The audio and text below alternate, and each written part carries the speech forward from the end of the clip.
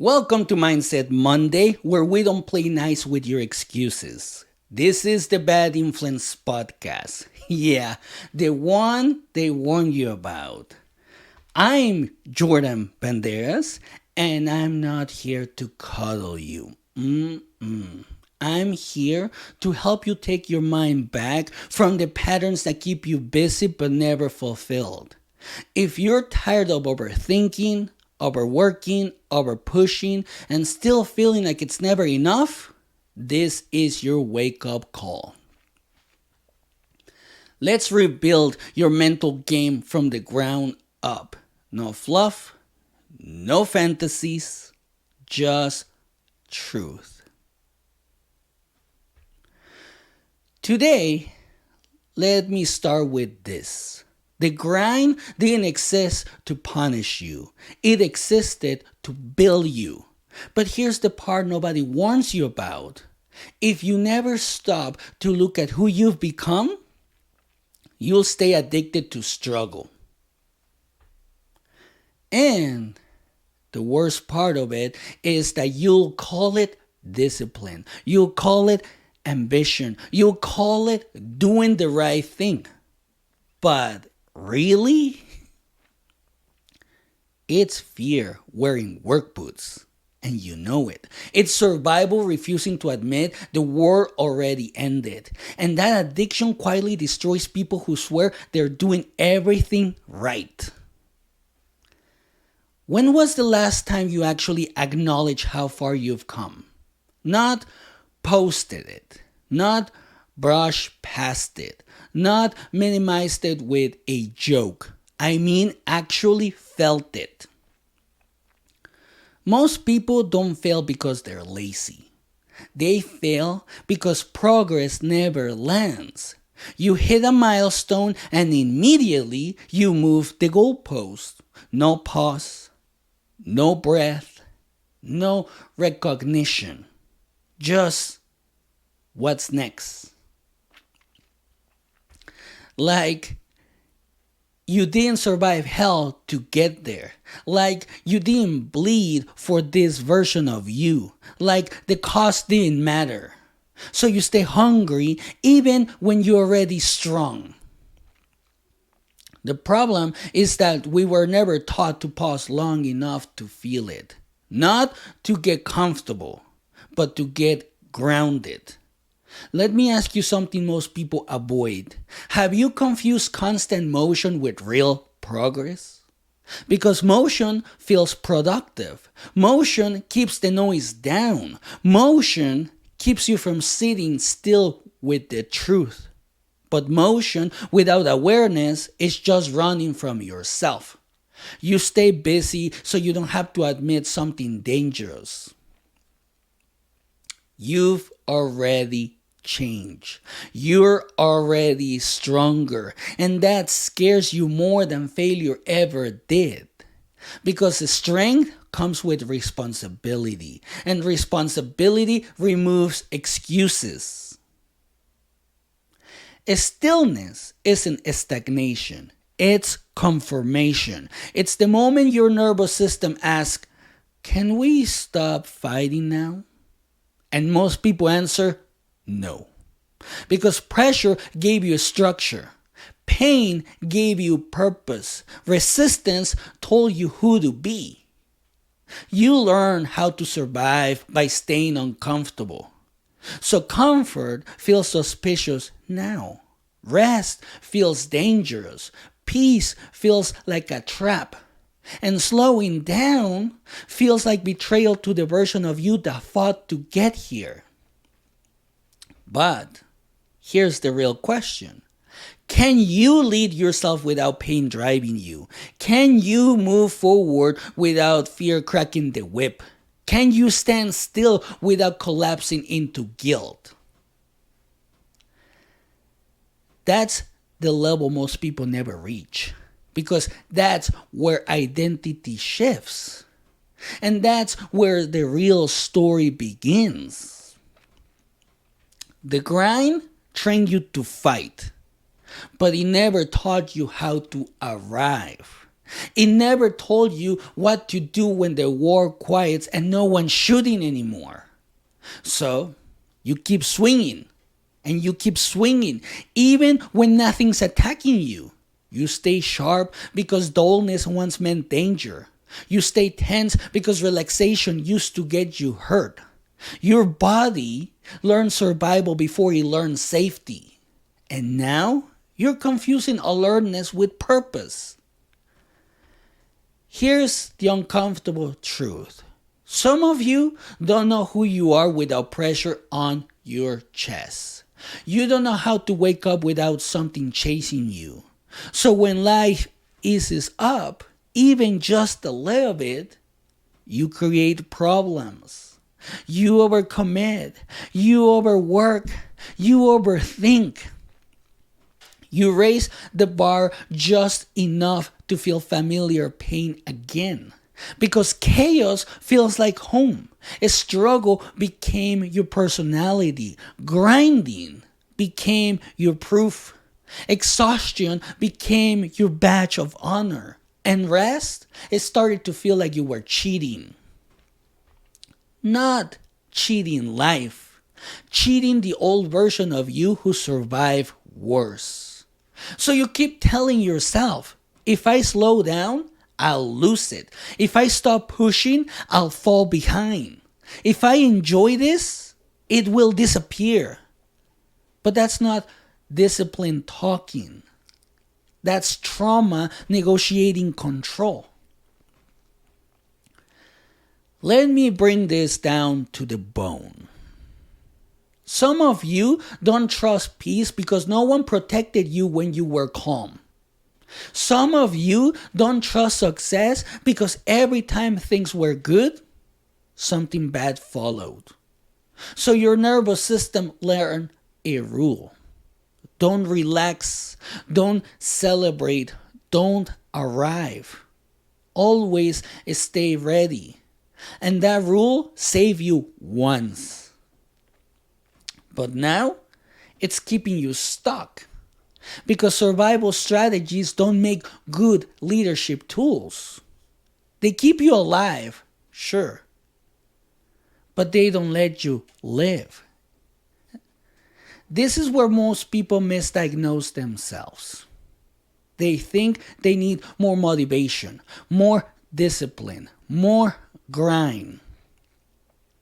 What they actually need is permission to evolve. Permission to admit, I'm not that person anymore. And that's terrifying. Because if you're not who you were, then who are you now? And what if you fail without the pressure that used to drive you? What if you don't know how to move without fear pushing you forward? This is where the story turns. Not into motivation, into reckoning. Because eventually, life will force the question. It will strip away the urgency. It will remove the emergency. It will take away the crisis you've been using as fuel. And then it will watch who you become without it. And here's the thing. That moment doesn't arrive loudly. It arrives quietly, on a random day, in a normal moment. When you realize you're still grinding, but you're no longer running from anything. And that's when the addiction reveals itself. That's how my friend's story truly began. So, my friend, he didn't look broken. That's the part most people miss. From the outside, he looked successful. Company trucks, employees, contracts stacked months out. Money coming in, bills paid, respect earned. The kind of life people point at and say, man, he made it. But when you sat with him long enough, when the noise died down, you could hear it.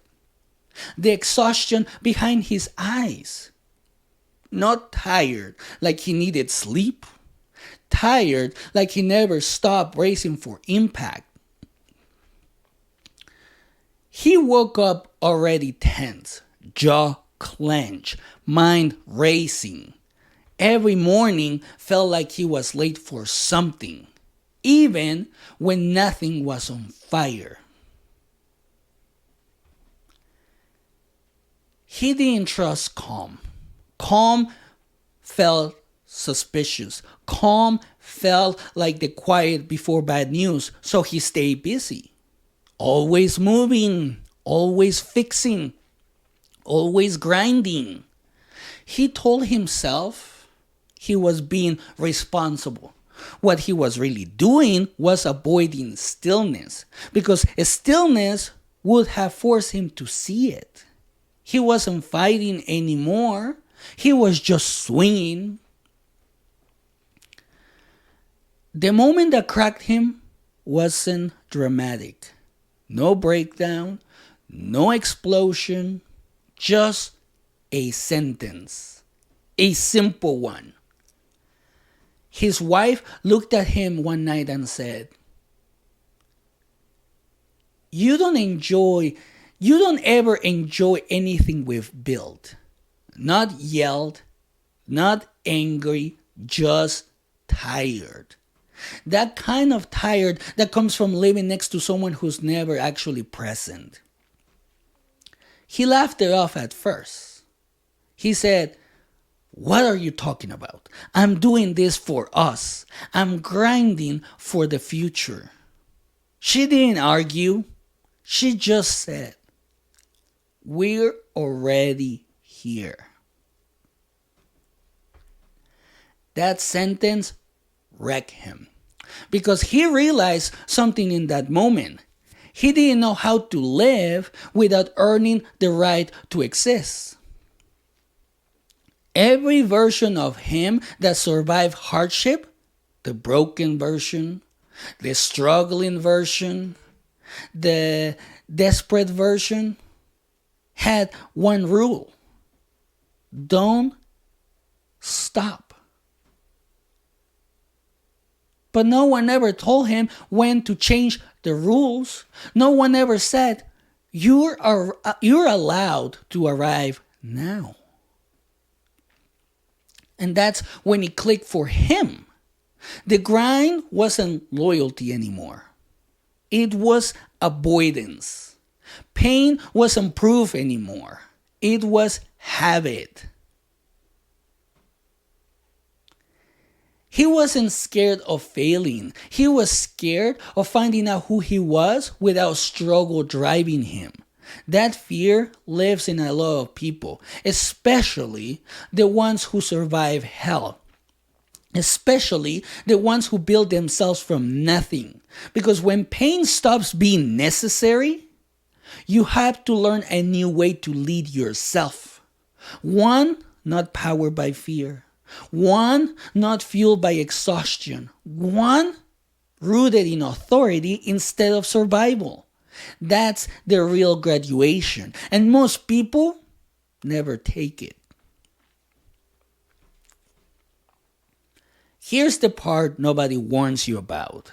Living survival feels like betrayal. It feels like you're disrespecting the version of you that suffered. Like you're saying the pain didn't matter, but that's not what integration is. Integration is honoring the pain without letting it run your life. Survival mode was necessary. It kept you alive. It made you dangerous. It taught you discipline, endurance, grit. But survival mode was never meant to be permanent housing. You don't build a home in a bunker. You don't raise a family in a foxhole.